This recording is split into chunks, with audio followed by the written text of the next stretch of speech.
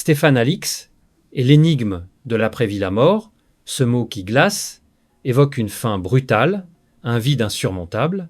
Perdre un proche, c'est affronter une douleur qui semble sceller l'irrévocable. Mais si cette fin n'était qu'une illusion, si la mort était un passage vers une autre réalité, dans La mort n'existe pas, Stéphane Alix, ancien reporter de guerre, explore cette hypothèse audacieuse, ébranlant nos certitudes sur l'existence. Alix n'est pas un rêveur mystique. Habitué à la brutalité des conflits, il a vu la mort de près. Mais le décès soudain de son frère le plonge dans une quête obsessionnelle. Pendant 15 ans, avec un scepticisme de journaliste, il enquête sur ce qui pourrait se tramer au-delà. Son livre, best-seller captivant, est le fruit d'une investigation rigoureuse mêlant science, conscience et phénomènes troublants.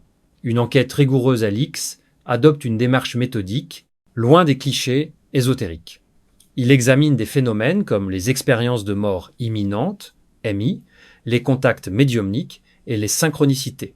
Les EMI, ces récits de sortie du corps, de tunnels de lumière ou de rencontres avec des proches disparus, le fascinent par leur cohérence mondiale. Comment expliquer que des patients cliniquement morts rapportent des détails vérifiables, comme des conversations entendues ailleurs? Si certains invoquent des causes neurologiques, Alix montre les limites de ces théories face à des cas inexplicables. Il s'intéresse aussi aux médiums. Sceptique, il teste leur capacité sans révéler son histoire. Les résultats, détails précis sur son frère, souvenirs intimes, le déstabilisent. Éliminant fraude au hasard, il se demande si certains accèdent à une réalité transcendant temps et espace. Sans conclure, il accumule les indices, laissant le lecteur juger. La conscience, au-delà du corps au cœur de son travail, Alix questionne la conscience. Et si la mort n'était qu'un changement d'état, il s'appuie sur des idées scientifiques, la relativité d'Einstein, qui montre un temps malléable ou des théories quantiques suggérant que la conscience pourrait exister sans corps.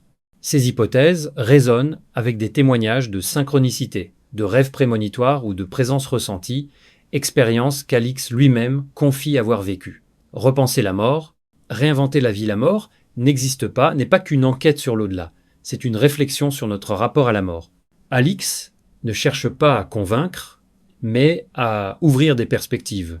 Son récit, accessible, touche une corde universelle, la perte, la peur de l'inconnu.